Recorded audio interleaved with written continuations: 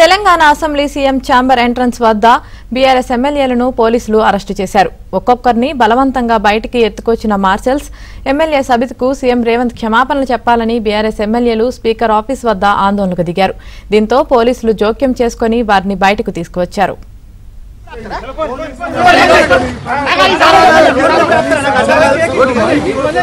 శాసనసభలో గొంతులు ఉన్నారు. ఒక మహిళ ఎన్నిసార్లు మైక్ లేకుండా ఆయన ప్రజాస్వామ్యాన్ని గొంతులొప్పుతా ఉన్నారు. తెలంగాణ శాసనసభలో ప్రజాస్వామ్యం తెలంగాణ ఉద్యమంలో లేనప్పుడు కూడా ఆంక్షలు లేవు. తెలంగాణ ఉద్యమంలో లేని ఆంక్షలు ఈ రోజు తెలంగాణ శాసనసభలో చూడడం నిజంగా చాలా దురదృష్టకరం. ఈ రోజు ప్రజాస్వామ్యం Telangana assembly CM chamber entrance వద్ద బీఆర్ఎస్ ఎమ్మెల్యేలను పోలీసులు అరెస్టు చేశారు. ఒక్కొక్కరిని బలవంతంగా బయటకు ఎత్తుకొచ్చిన మార్షల్స్ ఎమ్మెల్యే సబితకు సీఎం రేవంత్ క్షమాపణ చెప్పాలని బీఆర్ఎస్ ఎమ్మెల్యేలు స్పీకర్ ఆఫీస్ వద్ద ఆందోళనకు దిగారు. దీంతో పోలీసులు జోక్యం చేసుకుని వారిని బయటకు తీసుకువచ్చారు.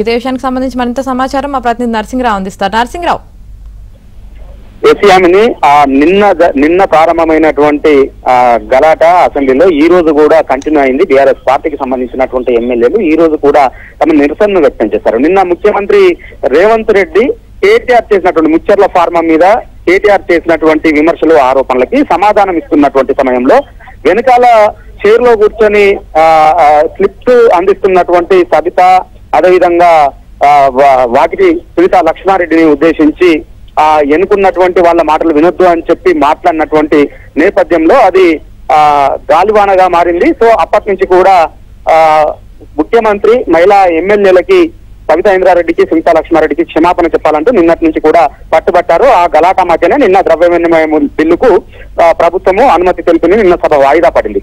ఈ రోజు కూడా సభ ఆరంభమైనటువంటి వెంటనే బీఆర్ఎస్ పార్టీకి సంబంధించినటువంటి ఎమ్మెల్యేలు సభలో ఆందోళనని, నిరసనని తెలియజేశారు. వెల్లుకి వెళ్లారు. ముఖ్యమంత్రికి వ్యతిరేకంగా నినాదాలు చేశారు. ఈ రోజు నిరసనగా బీఆర్ఎస్ పార్టీకి సంబంధించినటువంటి ఎమ్మెల్యేలంతా కూడా నల్ల బ్యాడ్జీలు ధరించి సభకు హాజరయ్యారు.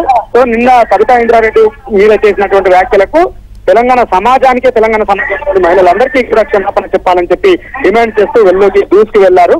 అయితే ఉదయం నుంచి కూడా వాళ్ళ ఆందోళన కొనసాగుతుండగానే సభ కంటిన్యూ అవుతూ వస్తా ఉంది. అయితే ఈ రోజు ఒక చారిత్రక ఎస్సీ వర్గీకరణకు సంబంధించి సుప్రీంకోర్టులో ఒక చారిత్రాత్మకమైనటువంటి తీర్పు వచ్చింది. ఆ తీర్పు పైన దళిత ముఖ్యమంత్రి సభలో ఒక స్టేట్మెంట్ ఇచ్చారు. దానిపైన చర్చ జరుగుతున్నటువంటి సందర్భంలో కూడా బీఆర్ఎస్ పార్టీకి సంబంధించినటువంటి ఎమ్మెల్యేలు పదే పదే ఆ చర్చకు అడ్డుతలిగారు. ఈ సందర్భంగా కాంగ్రెస్ పార్టీకి సంబంధించినటువంటి దళిత ఎమ్మెల్యేలంతా కూడా ఎదురుదాడికి దిగారు. దళితుల పట్ల ఏమాత్రం గౌరవం ఉన్నా కానీ బీఆర్ఎస్ పార్టీకి సంబంధించినటువంటి ఎమ్మెల్యేలు చర్చకు సహకరించాలి, చర్చలో పాల్గొనాలి, ఈ ఎస్సీ వర్గీకరణని ఏ విధంగా అమలు చేయాలనో సూచనలు చేయాలని చెప్పి ఎదురుదాడి విమర్శలు చేసినటువంటి నేపథ్యంలో బీఆర్ఎస్ పార్టీకి సంబంధించినటువంటి ఎమ్మెల్యేలు అసెంబ్లీ హాల్ నుంచి బయటకు వచ్చి సీఎం ఛాంబర్ ముందు ధర్నాకు కూర్చున్నారు. సీఎం కు వ్యతిరేకంగా నినాదాలు చేశారు. సో ఈ సందర్భంగా మార్షల్స్ అంతా కూడా బలవంతంగా బీఆర్ఎస్ పార్టీకి సంబంధించినటువంటి ఎమ్మెల్యేలని అక్కడి నుంచి బయటికి తీసుకొచ్చారు. బయటికి తీసుకొచ్చిన తర్వాత స్పీకర్ ఎంటర్ అయ్యేటువంటి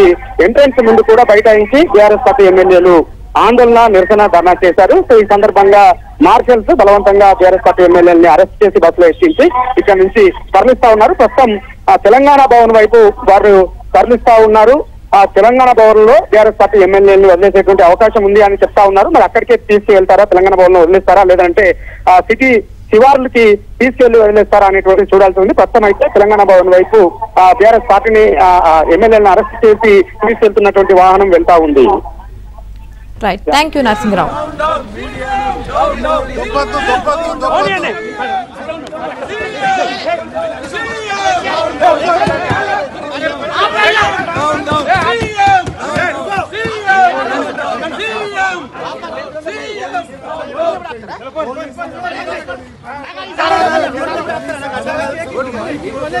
శాసనసభలో గొంతులు ఉన్నారు.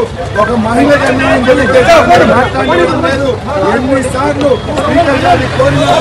మైక్ లేకుండా ఆయన ప్రజాస్వామ్యాన్ని గొంతులొప్పుతా ఉన్నారు. తెలంగాణ శాసనసభలో ప్రజాస్వామ్యం